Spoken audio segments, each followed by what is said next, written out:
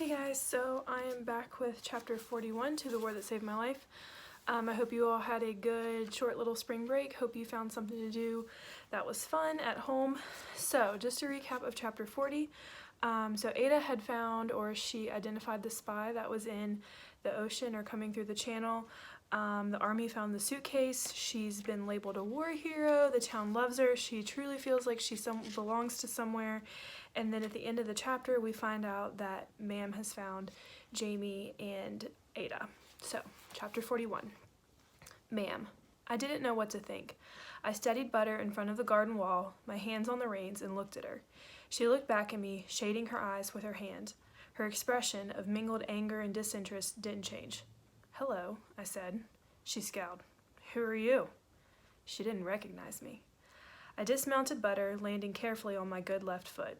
I untied my crutches from the back of the saddle and swung myself forward over the garden wall. I'm Ada, I said. Her expression turned to outrage as she realized who I was. What is this? She said. Just who do you think you are?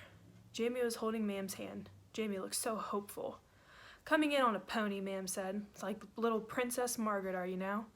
I learned to ride, I said. I go side saddle so it doesn't hurt my... Mam thrust a battered envelope under my nose. And this, she said. What's the meaning of this, huh? I looked. It was one of Susan's letters. It was her handwriting on the envelope. Want some kind of operation, do you? Mam said. My heart leaped. They can fix my foot. The doctor said, like how they can, Mam said. Isn't nothing going to fix that foot. First I get a letter says now I have to pay the government for taking my kids away, 19 shillings a week, and the government wants me to pay. No one will make you, Susan interjected. And then there's this. Sent to the wrong place, just got it I did. And what is it but someone with bloody cheek to be telling me what to do with my kids? And then here you are, all dressed up, sitting on a pony, nose in the air, acting for all the world like you're better than everybody. No, ma'am, I said, like you're better than me. No, ma'am. Come on, Mam said. We're going home. Susan tried to argue. Mam turned on her and glared. You're telling me where I can take my own kids? You? A lazy fool in a fancy house? Mam went on from there, telling Susan off every possible way. I felt myself grow cold, distant, far from all of them. My mind folded in on itself, but no, I had to stay present. I hadn't taken care of Butter. I started going to the pasture. Where do you think you're going? Mam said. I need to untack Butter. He can't stay with his saddle on. Come back here. We're catching the next train. I still moved toward Butter. Mam walloped me and caught me straight between the shoulders with a hard blow. I hadn't expected it, and I flew forward, scattering my crutches and scuffing my palms in the dirt. Jamie cried out. Tears came to my eyes. I'd forgotten what being hit was like. I staggered to my feet. I'll take care of Butter, Susan said. Come on, Ada, Mam said. She had her hand on Jamie's neck so I couldn't see his face. She marched him toward the side gate. Wait, Susan said, turning back. They need their things. They don't need nothing, Mam replied, dressed up like toffs. You've done them no favors letting them get above themselves. They don't need no things, not where they're going. Susan ran into the house anyway. She came out carrying her copy of Swiss Family Robinson. Take this, she said to Jamie, thrusting it at him. It's yours. Mam eyed the book suspiciously. He don't want that, she said. What would he do with that? I don't want it, Jamie echoed. His hopeful expression had vanished. He looked petrified. I don't. No, I said. He doesn't. Don't make him take it, I silently begged Susan. It'll be worse for him if you do. Susan looked at me. Her face went blank. She slipped the book under her arm. I'll keep it for you, Jamie, she said. Ada, I'll take care of Butter. I promise. I won't let his feet grow long again. Mam pushed Jamie through the gate. Susan said, no. She said, you don't have to go, Ada. Jamie, you can stay here with me. I'll fix it. I promise. You can stay. Mam scowled. Think you can steal my kids, do you? I'll go to the police, Susan said. They'll listen to you, Ada. They'll listen to us. You can stay. The pause that followed this seemed to last a lifetime. Mam sucked in her breath. Jamie snuffled. I looked at Susan and I said, you didn't want us. Susan looked straight back at me. She said, that was last year. I want you now. But Jamie was holding Mam's hand. The police might let me stay with Susan, but they'd have no reason to take Jamie from Mam. Mam never locked Jamie up.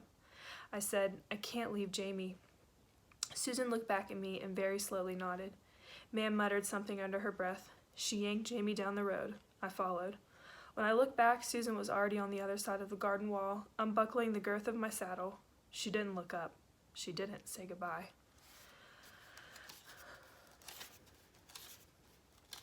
Chapter 42. Then we got to the end of the drive. Mam stopped. "What are those?" she said, pointing to my crutches. "I walk faster with them," I said. She snorted. "Like you need to walk." I said, "I can walk." "Not for long, missy," Mam said. "Not for long." The train to London was even slower and more crowded than the one we'd been evacuated on. Servicemen sat on kit bags in the aisle. One man offered me a seat because of my crutches, and Mam scowled at him and I pushed past me to sit down.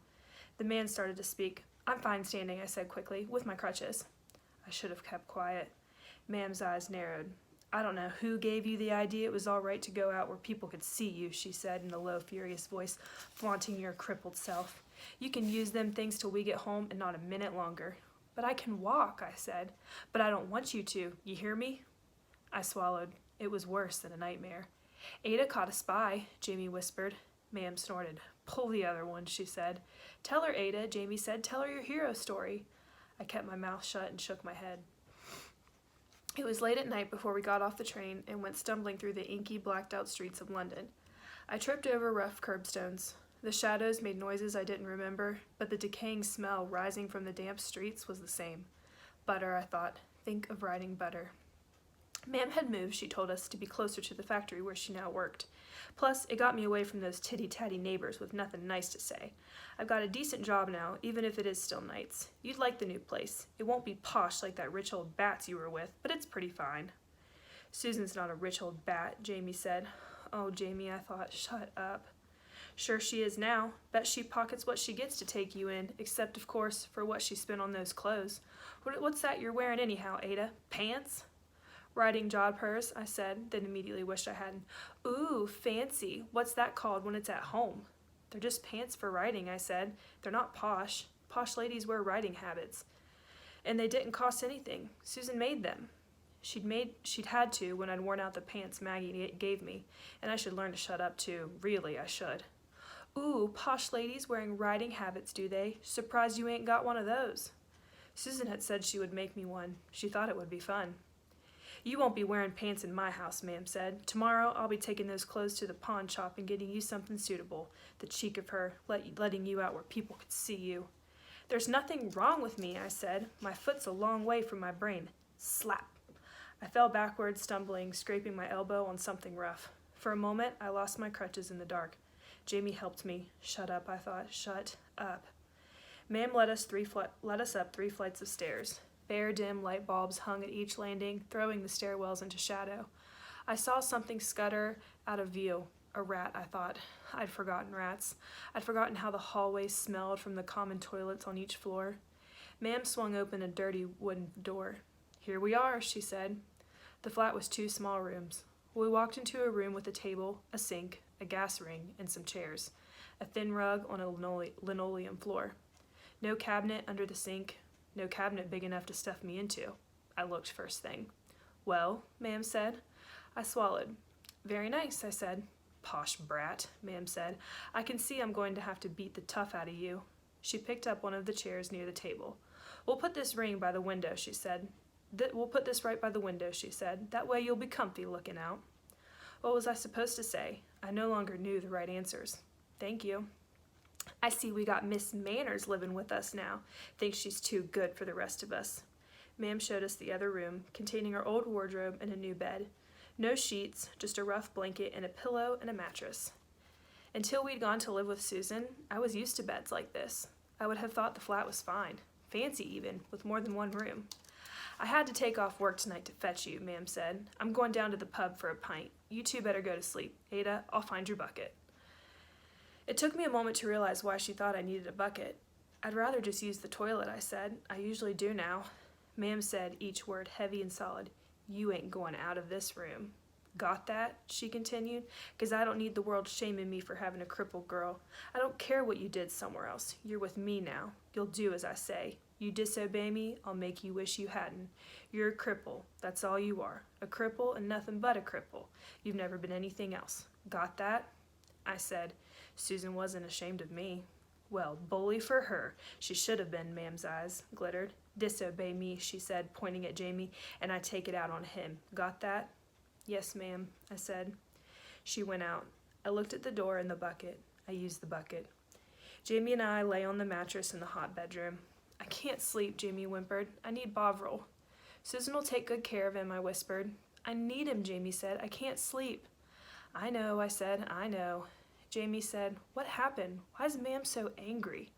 "We look different," I said. "So?" I took a deep breath. Part of me felt like it was all my fault for being too posh, for getting above myself, for not being the sort of daughter Ma'am could love, for being a cripple. And yet, Ma'am could have fixed my foot. She could have fixed it when I was a baby, and she could fix it now. She didn't want to. She wanted me to be a cripple. It didn't make sense. The moon rose. I watched the patterns its light made on the ceiling. A cripple and nothing but a cripple. "Jamie," I said, poking him, "I caught a spy." "I know," he said. "And I learned to ride Butter, and we jumped the stone wall. Fred needs me." Said Jamie, rolling over. "And I can read and write and knit and sew. I helped the soldiers during Dunkirk week, and Maggie and Daisy like me," I said. "Susan loves you," Jamie said. "She loves both of us," I said. "I know," said Jamie. He sniffled. "I want Bovril." I didn't reply. I drifted off to sleep sometime before Ma'am came home, and as I did, I thought one word: war. At last I understood what I was fighting and why, and Ma'am had no idea how strong a fighter I'd become. Alright, I'm going to go ahead and stop there. We're almost to the end. There's 46 chapters, so we have just a couple more. They're short chapters, so I may continue to do two chapters per reading. Leave a comment if you have an idea of what may happen or what you think is going to happen next. Are they going to get back to Susan? Are they going to get back to continue their ways with Ma'am and try to start this new life again? So, miss you guys, and see you soon.